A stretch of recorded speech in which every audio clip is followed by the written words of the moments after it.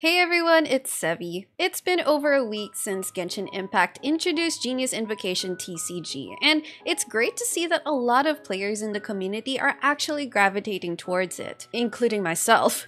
In the last few days, I've spent like 90% of my game time in Genshin actually just playing the TCG. At this point, I've basically forgotten what resin is. It took me a while to dip my toes into the new game mode, but once I did, needless to say, it grew on me fast. Now, some people tried it and then decided it wasn't for them. Some people love it, and some people like it enough and are curious to stick around and see how it will develop and grow its own potential. And I'm in that last category. In this video, I want to talk about that potential and why I think Genius Invocation actually has a future, and later, why I think it will benefit from becoming its own game. A lot of this will come from my own experience of playing the game and observing others' duels and content on the TCG. And I'm pretty much a newbie to card games because I've never really seen it as something I'd be into.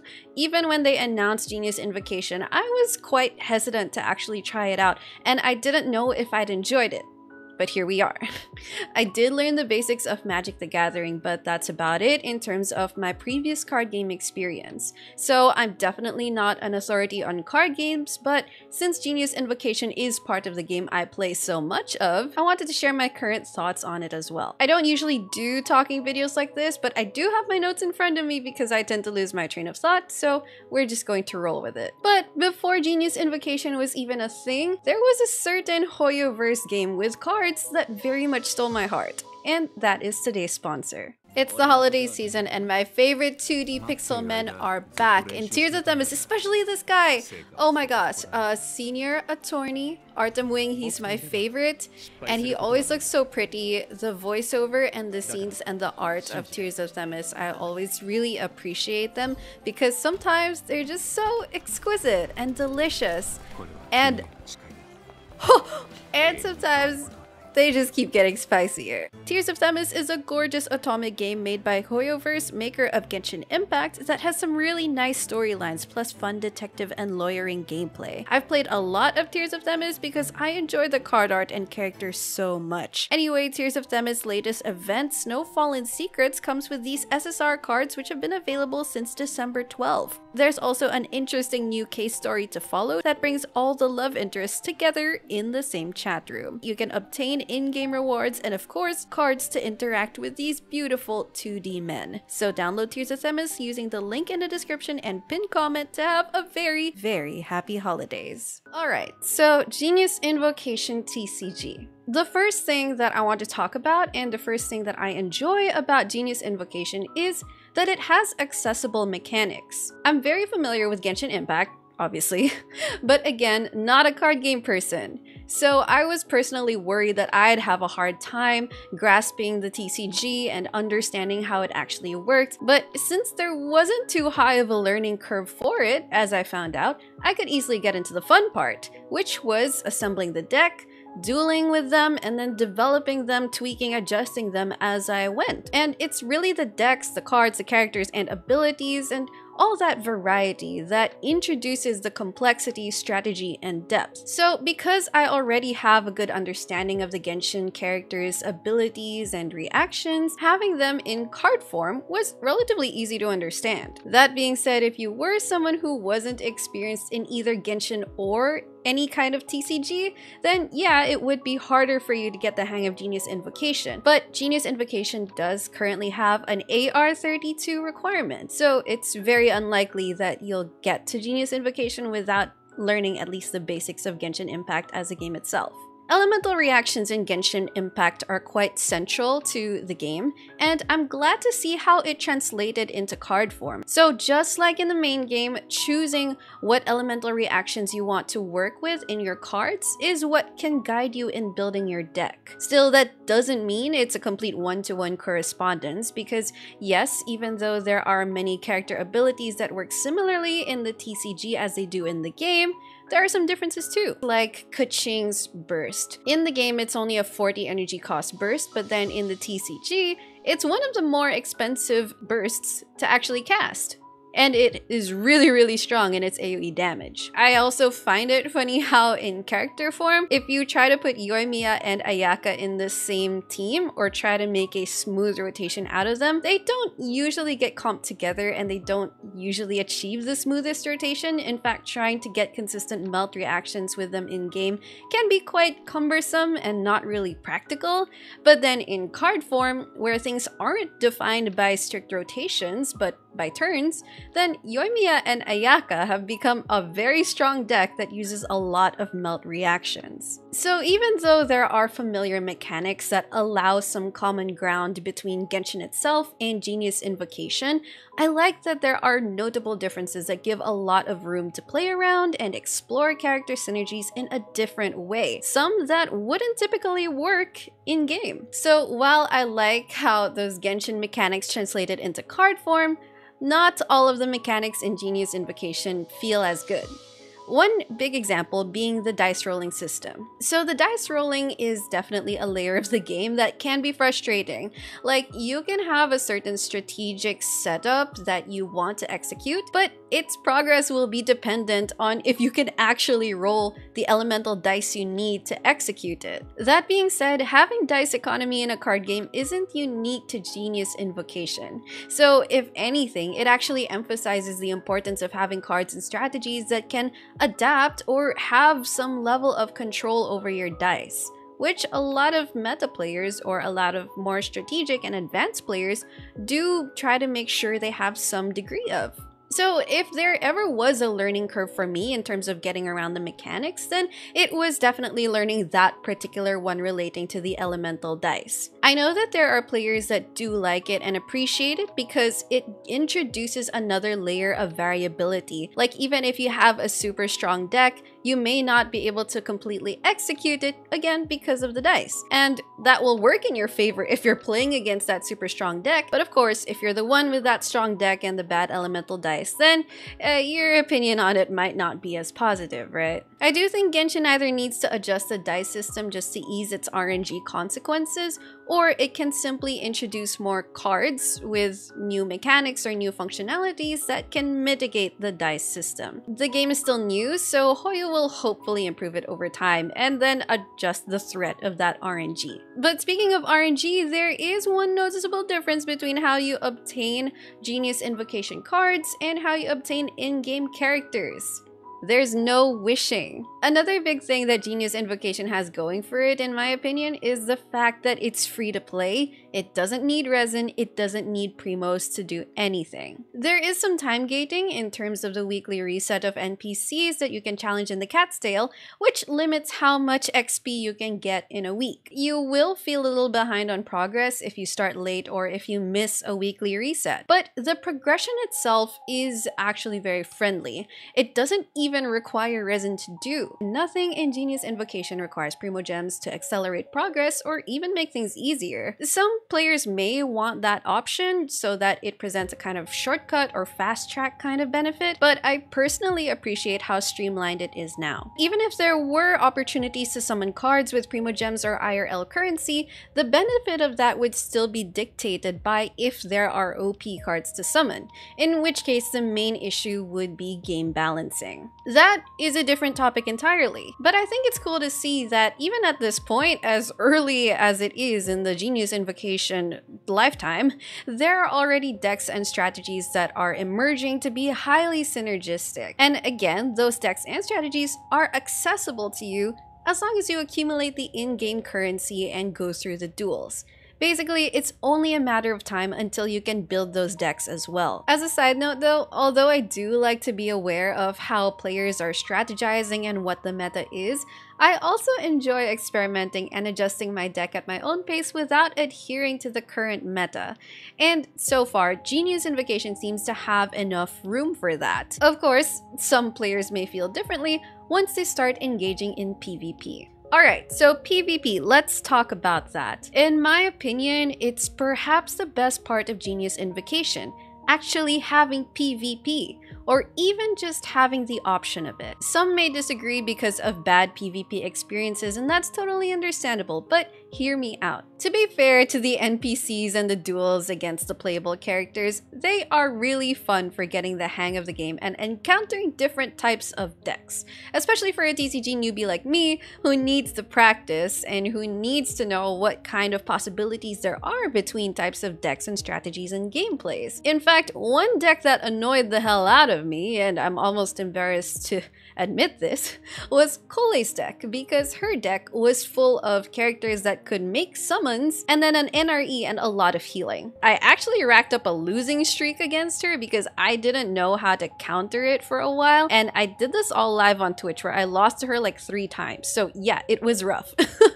Still, I eventually got all 3 objectives, but overall, I do appreciate that the AI duels have a considerable level of variety between them. But if you run out of NPCs to duel and characters to invite due to being gated by weekly XP, or simply want to fight against something that isn't AI, then you can turn to PvP. It doesn't matter much to me that there is no PvP leaderboard. What I would kind of like to see in terms of rewards for PvP is just like a little bit of XP books or Mora, so that matches could actually help you in-game a little bit. But that's not as important to me as what PvP really introduces, which is repeatable content that has some variety, more variety than the AI matches you can encounter. Because, well, of course, you're playing against real people. And PvP is a huge reason why someone can actually spend hours on end just playing Genius Invocation. It also gives people opportunities to build new decks, adjust their current ones, because they are encountering other players, and having more variety in battles and players and opponents lets you spot weaknesses in your own deck, and then you can optimize and adjust accordingly. So yeah, I like that PvP presents that opportunity to improve and refine decks and create highly synergistic teams. In fact, we may already have our first OU tier deck on our hands. That Ayaka Yoimiya OTK deck. I mean, it's definitely strong, it's efficient, it can be scary to witness even, but it's not without its counters. There are cards like Jean, Sucrose, and even an Overload reaction that can forcibly switch the opponent's active character and disrupt a setup. Perhaps competitively, overused decks in general could fall off over time as players eventually develop popular counter decks for them. Or Hoyo could just actually introduce more direct card counters, or even balance or rework current cards. Anyway, there are definitely drawbacks to PvP. Having wins and losses is a given in any game that does have PvP, but I've seen a lot of complaints of players who repeatedly encounter and lose to that deck in particular, yes, the Yoimiya Ayaka OTK deck in particular, which not only makes the PvP experience redundant, but it also makes the PvP experience frustrating as well. I can understand where they're coming from. If I were someone who wasn't trying to be like the most meta player, and I'm not, or someone who wants to just play super casually, repeatedly losing to the same deck can very much threaten and sour their TCG experience. And Genshin advertises Genius Invocation to be a casual game, but the PvP circumstances can disrupt how casual it's meant to be. So a common suggestion for that is skill-based matching, and I've seen arguments for and against it. Against it, arguments would especially be that it could remove from the casual intent that Hoyo is trying to give it. But the presence of PvP immediately opens up a potential and even a desire from many to have a ranking system or at least skill-based matching. Because as of now, by having just one huge pool of players who may or may not be casual or may not be competitive or super advanced, like, there's no way of sorting through them or even just any option to sort through them, which does lead to scenarios like I described earlier. So for example, the game could implement a casual category and a ranked category that has skill-based matching. Many games that have a PvP function use categories like those. Maybe it's unlikely that Hoyo will, especially because Genius Invocation is placed within Genshin Impact, which in itself is meant to be casual. And apart from TCG, Genshin Impact has no innate form of PvP. So maybe there will be a greater possibility for a sophisticated PvP system, but that will require Genius Invocation to free itself from the confines of the main game of Genshin Impact. Now the question is, should it? Now, perhaps it's a bit too early for Genius Invocation to become a separate game and app, but I sincerely believe it eventually could, and maybe even should, especially if there is growth in it.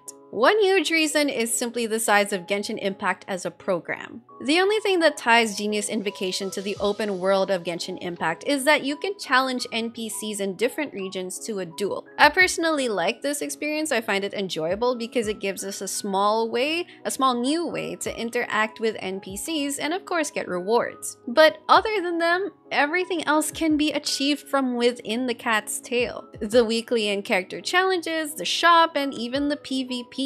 So if the world NPCs could be accessed from inside the cat's tail, then essentially the entirety of the TCG can be accessed from there. Genshin comes with massive updates, especially when they add in new areas. They have, over time, introduced ways to decrease the load and space that it occupies, such as uninstalling certain languages or voiceovers. But Teyvat is only going to expand. We still have a few more regions to go, and they will likely keep introducing unloading methods, but many devices still won't be able to keep up. I've seen players express that they had to uninstall Genshin Impact because their devices couldn't handle the size or load anymore, which sucks. But now that Genius Invocation is here as a game mode that can be almost entirely played apart from Genshin Impact's main open world, it's hard to justify keeping up with the huge file sizes of Genshin Impact's updates if all you want to do is actually just play the card game. So if Genius Invocation were to become its own smaller, lighter app, it can better reach those former Genshin players and even new audiences overall. Whether it's something that just loads you straight into the cat's tail or like a whole new interface on its own, I think there's a future for that. That could also be Hoyoverse's goal already,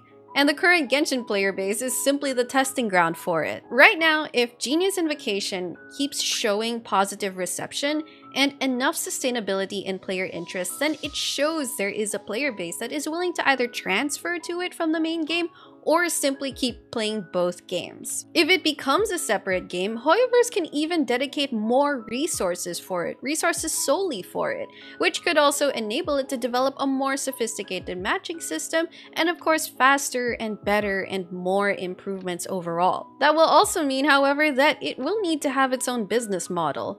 Does that mean microtransactions and in-app purchases? It's very possible, even likely. Hopefully that won't turn the TCG into a pay-to-win sort though. Now, there's already a precedent for this type of development, which was Witcher and Gwent.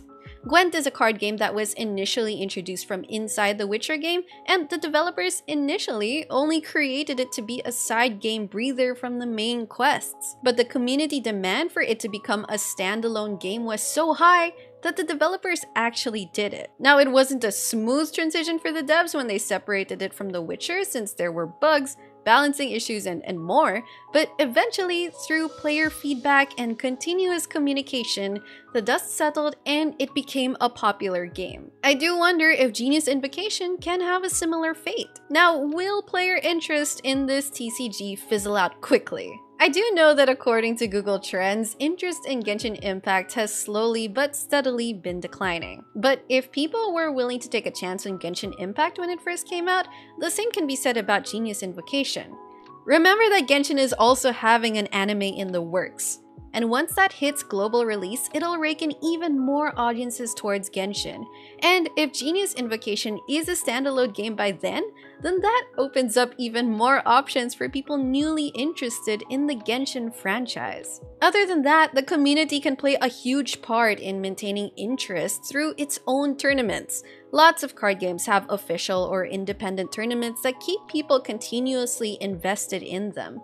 Genshin tournaments existed before there was actual PvP, where it was like a timed Spiral Abyss competition. Now that there is actual PvP in the game in the form of TCG, of course we're going to get tournaments. Probably even more tournaments than there were when it was just Spiral Abyss. Even then, even with the community effort and even with those tournaments, all that aside, I really think the sustainability of Genius Invocation will become clearer once we get a sense of the direction that Hoyoverse wants to take it, such as whether they will mitigate or introduce a slightly different elemental dice system, whether they need to balance certain cards, whether they will introduce optimizations. For example, I've seen comments about how the animations can be a bit slow and long, and I do kind of agree. Or maybe Hoyoverse will simply show that they can listen to player feedback with regards to the TCG especially. Regardless, whether it's intended to be a casual game or not,